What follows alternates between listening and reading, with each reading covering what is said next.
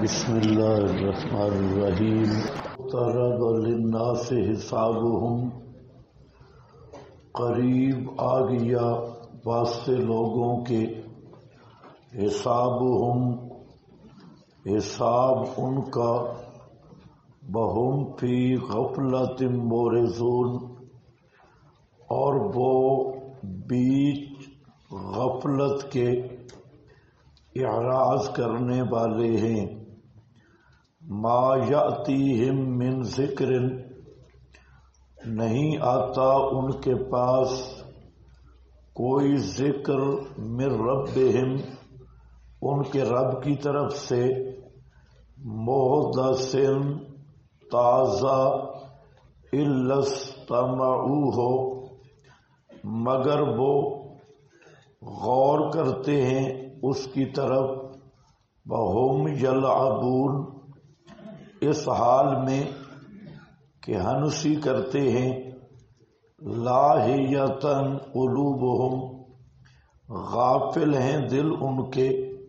واسروا النجویٰ، اور چھپاتے ہیں سرگوشیاں، الذین ظلموا، وہ لوگ جنہوں نے ظلم کیا، حل ھذا الا بشر مثلکم، نہیں یہ مگر انسان مثل تمہارے، افتأتون السحر، کیا آتے ہو تم جادو کو، وانتم تبصرون، حالانکہ تم سمجھتے ہو، قال ربی یعلم القول، فرمایا رب میرا جانتا ہے بات کو، فی السماء والارض، آسمان میں اور زمین میں، وہو السمیع العلیم، اور وہی سننے والا جاننے والا ہے، بل قالوا اضغاث احلام، بلکہ کہا انہوں نے پراگندہ خوابیں، بل افتراہ، بلکہ گھڑ لیا اس نے، بل ہوا شاعر، بلکہ وہ شاعر ہے، فلیأتنا بآیۃ، پس چاہیے کہ لے آئے ہمارے پاس منہ مانگا معجزہ، کما ارسل الاولون، جیسا کہ بھیجے گئے پہلے، ما آمنت قبلہم، نہیں ایمان لایا ان سے پہلے، من قریۃ، کسی ایسی بستی نے کہ ہلاک کیا ہم نے اس کو، افہم یؤمنون، کیا یہ ایمان لائیں گے، اقترب للناس حسابہم، یہ زجر ہے، اقترب قاروب یقرب سے باب افتعال ہے، جس کا معنی ہے بہت قریب آ گیا، للناس، واسطے لوگوں کے، حسابہم، حساب ان کا، للناس میں دو قول ہیں، ایک یہ کہ للناس سے مراد مشرکین مکہ ہوں، تو حسابہم سے مراد ان کا دنیاوی عذاب کا وقت ہے، اور دنیاوی گرفتاری جیسے بدر وغیرہ میں ہوئی، تو حسابہم سے مراد دنیاوی عذاب، اور دوسرا قول ہے للناس، یہ عام ہے، اور حساب سے مراد ہے قیامت کا دن، قیامت کا حساب و کتاب۔ اس پر اشکال ہوگا کہ قریب آ گیا واسطے لوگوں کے حساب ان کا، تو یہ کیسا قریب ہے جبکہ 1400 سال گزر گئے، ابھی تک قیامت قائم نہیں ہوئی، تو قرب کا کیا معنی؟ تو جواب یہ ہے کہ کل ما آتن فہو قریب، ہر وہ چیز جو آنے والی ہو تو اس سے قریب تعبیر کیا جاتا ہے، تو ہر آنے والی چیز وہ قریب ہے، تو اس لحاظ سے قیامت قریب ہے۔ اور دوسرا جواب یہ ہے کہ انسان کی انفرادی زندگی وہ موت تک ہے، تو موت پر زندگی کا اختتام ہے۔ جب موت پہ زندگی کا اختتام ہو گیا تو یہ دنیا کی زندگی ہی ہے جو عمل کا میدان ہے، تو موت پر عمل منقطع ہے، تو اس لحاظ سے بھی حساب قریب ہے۔ جیسے دوسری حدیث میں ہے کہ جو مر گیا تو یوں سمجھو اس کی قیامت قائم ہو گئی، کیوں کہ اس کا عمل کا موقع ختم ہو گیا اور حساب کتاب اس کا شروع ہو گیا۔ دوسرے معنی اکثر مفسرین نے لیا کہ حساب سے مراد ہے قیامت کا حساب، اور للناس سے مراد عام ہے، تمام لوگوں کے قریب آ گیا ان کا حساب قیامت، وہم فی غفلت۔ اور تیسرا یہ بھی ہے کہ قرب سے مراد یہ ہے کہ نبی کریم صلی اللہ علیہ وسلم اور قیامت کے درمیان کوئی نیا دور نہیں۔ آپ صلی اللہ علیہ وسلم نے فرمایا آنا والساعۃ کا ہاتین، دونوں انگلیاں ملا کر میں اور قیامت یوں کٹھے آئے، مطلب کہ درمیان میں کوئی نیا دور نہیں، آپ کی نبوت ہی کا دور ہے قیامت تک، تو اس لحاظ سے بھی قیامت قریب ہے۔ اقترب للناس حسابهم وهم فی غفلۃ معرضون، اور وہ ابھی تک بیچ غفلت کے معرضون اعراض کرنے والے ہیں۔ اس پر اشکال ہے کہ غفلت عدم علم کو لازم ہے، تو پھر تو ان پہ مواخذہ نہیں ہونا چاہیے کہ وہ اس سے غافل، جیسے ہم عن دعائہم غافلون، یا بے خبری کا معنی ہے تو جہل کو لازم ہے، تو ایسی صورت میں تو عذاب نہیں آنا چاہیے۔ جواب یہ ہے کہ غفلت دو قسم پہ ہے، ایک غفلت بے خبری کے معنی میں ہے، اور دوسری غفلت ناشی عن اعراض ہے، ایسی غفلت کہ جان بوجھ کر اعراض کرنا۔ تو یہاں فی غفلت معرضون ذکر کیا کہ ان کی یہ غفلت بے خبری والی نہیں، بلکہ یہ غفلت ناشی عن الاعراض ہے، ان کے اعراض کی وجہ سے ہے۔ ما یاتیہم من ذکر، ان کی غفلت ایسی بڑھ گئی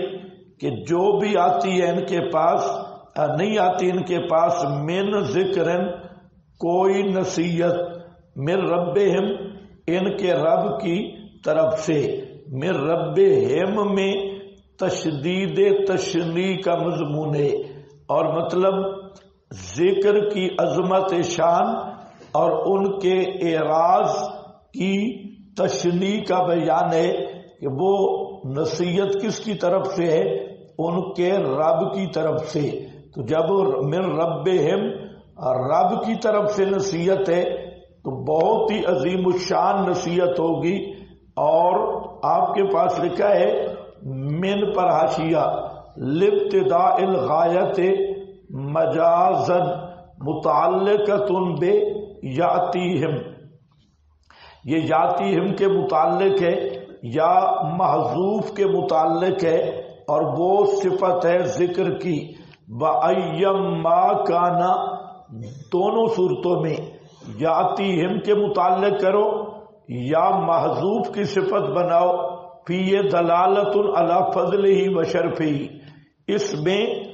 ذکر کی فضیلت اور شرف پر دلالت ہے، وکمال شناعت ما فعلوا بہ، اور ان کی کمال شناعت ہے جو انہوں نے کیا، یعنی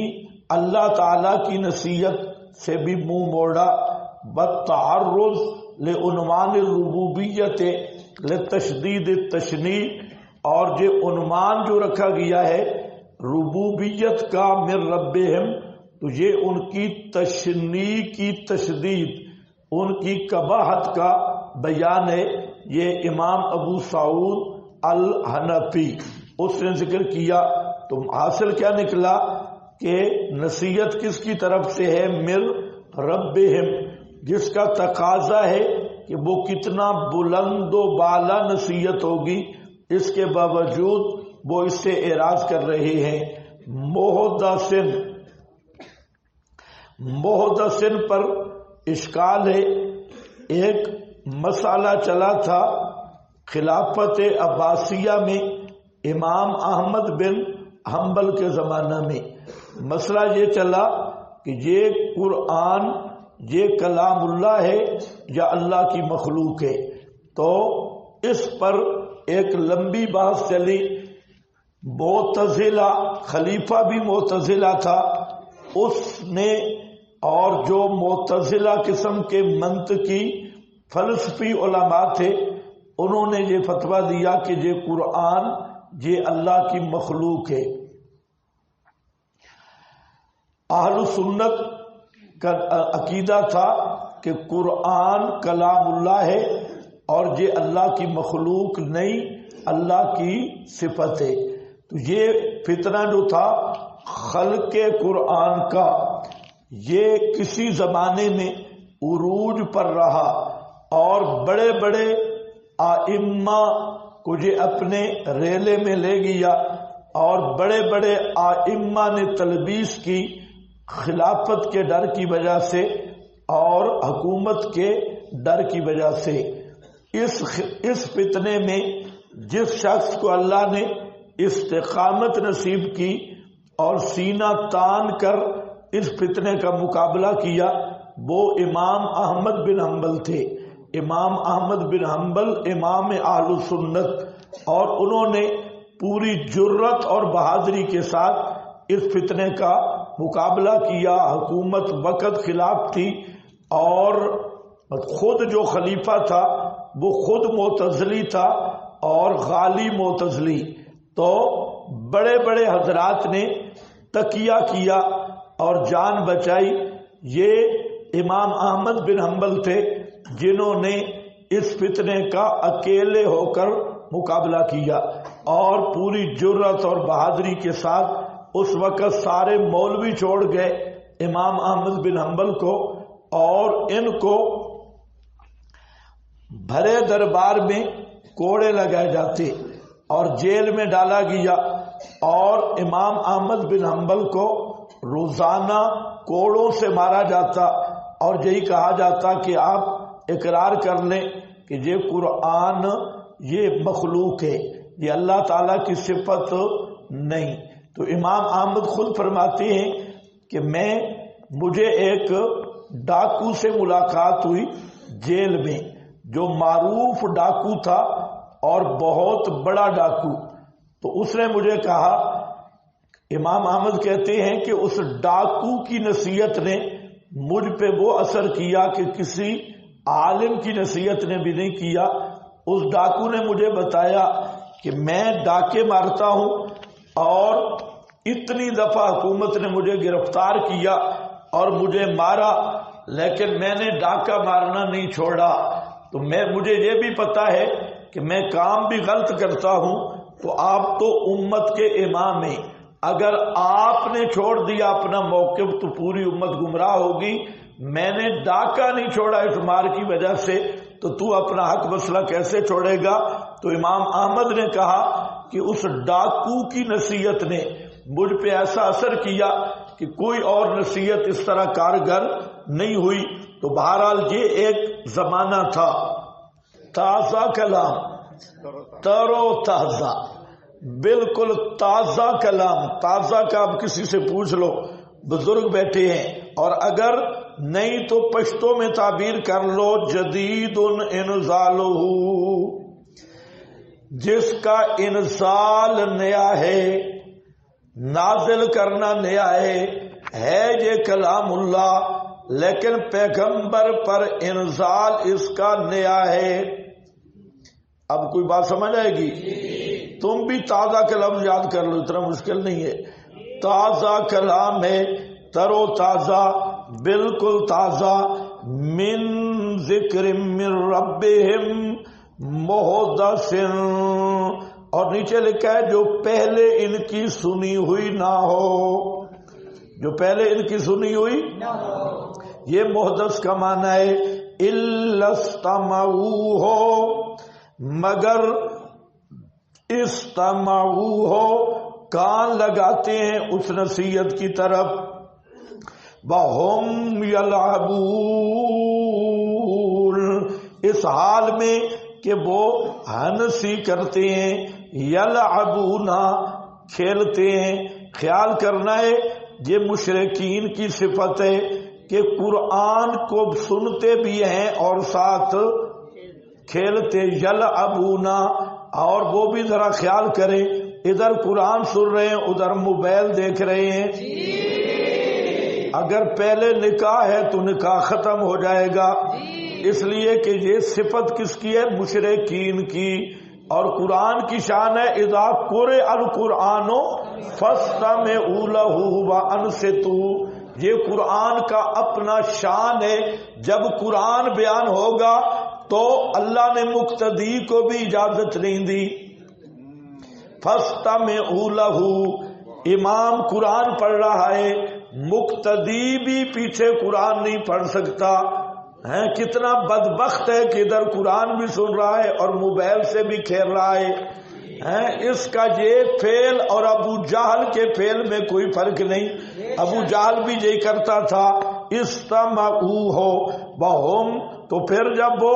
جائے گا تو پورا ابلیس بن کے نکلے گا۔ موبائلوں سے کھیلنے والا پورا شیطان اعظم ہوگا، تو وہ کہے گا جی میں درس میں رہا تو یہ تو ہمارا درس ہے، پیغمبر کے درس میں عبداللہ ابن ابی بھی بیٹھا رہا، اسے کیا فائدہ ہوا؟ اور وہ ساری زندگی سنتا تھا اور چادریں شادریں زلفے شلفے بکھار کے سنتا تھا۔ تو الا استمعوہ، مگر سنتے ہیں اس قرآن کو، وہم یلعبون، اور وہ یلعبون لعب کرنے والے ہوتے ہیں، مشغول ہوتے ہیں دوسری طرف، یار ہنسی کرتے ہیں قرآن سے، نصیحت کی غرض سے نہیں سنتے،